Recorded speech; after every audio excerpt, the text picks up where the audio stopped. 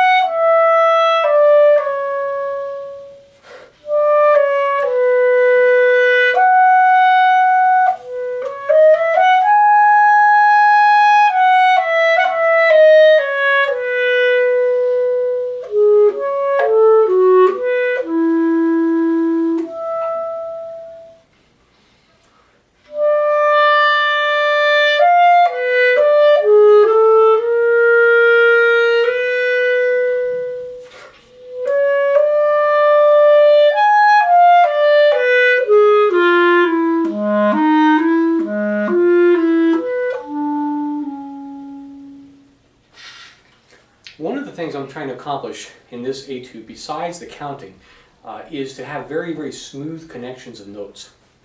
So let's talk about a few fundamentals. Number one, embouchure. We want to have a flat chin, as if you're saying the letter Q, like this. The lower lip is flush against the lower teeth, and the corners are firm, like this. And then we have our tongue in an arched position, so as if we're going to say shh. And then when I insert the clarinet into my mouth, I'll have the reed resting on this nice little cushion here, like that. Secondly, our finger position. And so what I tell students is to drop your hand, relax it like this, raise it up at the elbow, and now the fingers are having a nice curved, relaxed position, and find the clarinet rings like this, and the same thing with the right hand. Drop it, relax it, and then raise it up. Notice how my hands are a little bit on an angle coming down, diagonal, like this. And that enables me to grab these keys up here, as well as access this A key up here and F sharp, and not have to kind of come in from the side.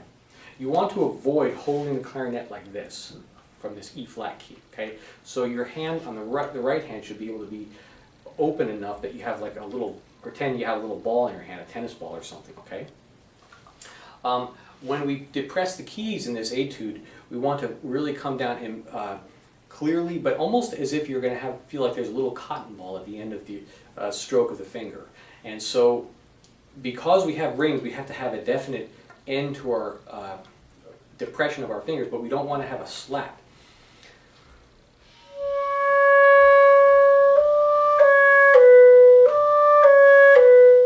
So it's very definite motion, but it's also, like I said, a little bit sort of cushiony at the very end.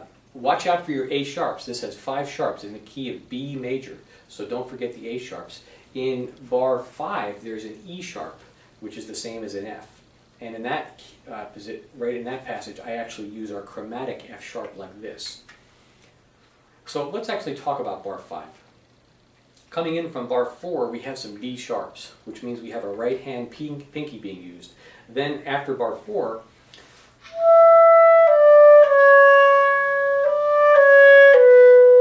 now we have our left hand C sharp being used, but we need to use to get up to our left-handed G sharp. So on bar 5, when you play your left-handed C sharp, switch over while you're playing that C sharp to the right side so you can get that left G sharp. And then when you come down again in the third beat, you're going to come to a right-handed C sharp, but again you're going to have to switch over quickly so that you can get to your right-handed D sharp.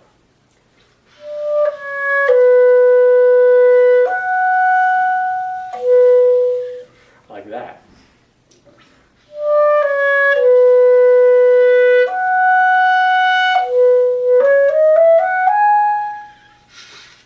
On the grace note on the next bar, make sure to not accent that. And overall, I'd say that another thing that we strive to do is to have very smooth dynamic changes. So we don't want to have any real drastic dynamic changes. I want to have this at a nice walking tempo and a nice linear feeling to it.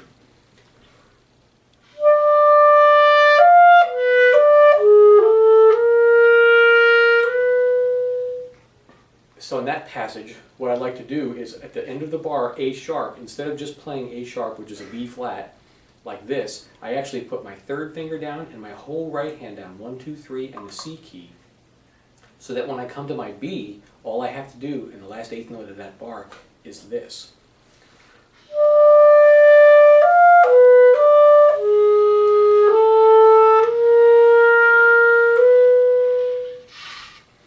That keeping the right hand down is a good preparation.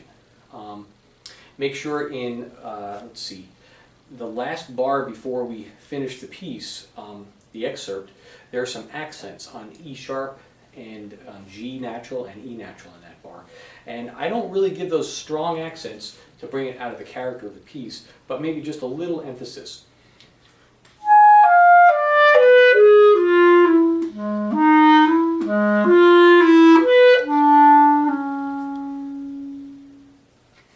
I hope that was helpful, and I wish you all good luck.